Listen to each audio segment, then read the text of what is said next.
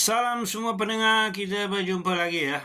Baik, pada perkongsian saya kali ini, saya akan sambung dengan bahagian kedua topik kita yang berkaitan dengan pembiayaan invoice.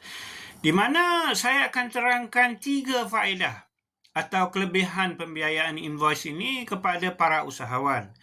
Terutamanya mereka yang terlibat dalam perniagaan kecil dan sederhana atau PKS. Dan kenapa banyak PKS seharusnya menggunakan perkhidmatan pembiayaan invoice ini? Kelebihan pertama yang pada saya sangat bermakna ialah dengan pembiayaan invoice ini, anda tidak perlu menyediakan sebarang bentuk cagaran. Sebagai contoh seperti rumah, tanah, mesin dan jentera, peralatan dan sebagainya.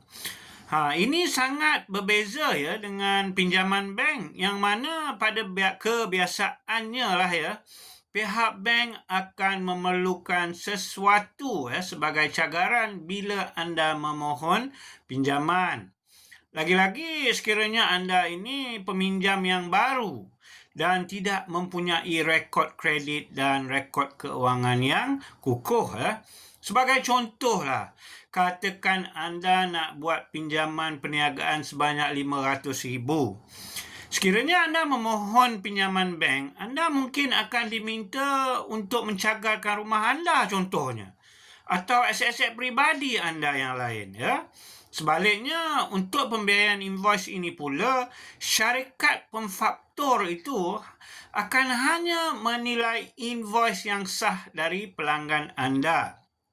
Sebagai contoh, katakanlah pelanggan anda seperti Aeon Big atau Speedmart 99, yang mana invoice keluaran syarikat anda kepada pelanggan sebegini tidak memerlukan banyak penilaian. Sebaliknya, invoice itulah yang menjadi cagaran kepada syarikat pemfaktur. Oleh itu, bagi usahawan PKS yang tidak mahu atau tidak mampu untuk mencagar aset peribadi mereka, pembiayaan invoice ini merupakan satu alat pembiayaan yang sangat penting lagi-lagi bila dalam keadaan aliran tunai perniagaan yang kurang stabil. Seterusnya, kelebihan kedua pembiayaan invoice ini ialah ia membolehkan anda mendapatkan modal kerja atau dalam bahasa Inggeris working capital dengan segera.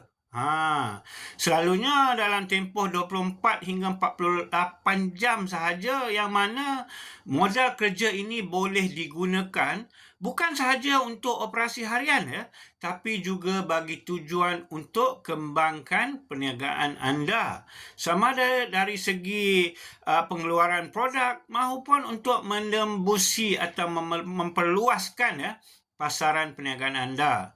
Contohlah, katakanlah syarikat anda menerima pesanan makanan sebanyak RM300,000 dari sebuah agensi kerajaan. Tapi terma bayaran balik selama 60 hari. Kita katakanlah untuk jamuan open house hari raya Namun disebabkan anda kekurangan tunai untuk membeli bahan mentah yang diperlukan, anda boleh berhubung dengan syarikat pemfaktur dan mereka boleh dalam tempoh 2 ke 3 hari sahaja memberi anda lebih dari RM250,000 untuk anda gunakan bagi tujuan membeli bahan mentah yang diperlukan dan meneruskan operasi pengeluaran tanpa sebarang gangguan. Dan bila agensi kerajaan itu membayar jumlah penuh kepada syarikat pemfaktur tersebut, baki bayaran akan diberi kepada anda selepas menolak yuran pembiayaan invoice yang berkaitan, dan ini sangat mudah dan straightforward proses dia. Akhir sekali, kelebihan yang ketiga pembayaran invoice ini ialah penilaian yang dilakukan untuk kelulusan pembiayaan bukan berdasarkan rekod kredit dan rekod keuangan perniagaan anda. Sebaliknya, ia adalah berdasarkan rekod kredit dan rekod keuangan pelanggan anda itu. Oleh itu, sekiranya pelanggan anda jelas mempunyai kebolehan bayar balik hutang anda, sebagai contoh agensi-agensi kerajaan, syarikat-syarikat besar yang tersenarai di Bursa Malaysia dan syarikat-syarikat berkaitan kerajaan atau GLC, maka pembayaran invoice ini boleh menjadi satu saluran mudah untuk mendapatkan modal kerja bagi usahawan PKS yang sudah pasti sukar diperoleh melalui saluran tradisional seperti pinjaman bank dan institusi kewangan yang lain. Namun secara jujurnya, walaulah pembayaran invoice setakat ini bunyinya sangat menarik dan semuanya positif ia bukanlah semuanya sempurna. Ada juga serba-serbi kekurangannya yang mana insyaAllah saya akan cuba huraikan dengan lebih lanjut dalam posting saya akan datang. Baik, sampai di sini sahaja perkongsian saya kali ini. Diharap para pendengar nantikan posting saya seterusnya dan terus memberi support supaya channel saya ini dapat memberi manfaat kepada kita semua. Sekian, terima kasih. Jumpa lagi.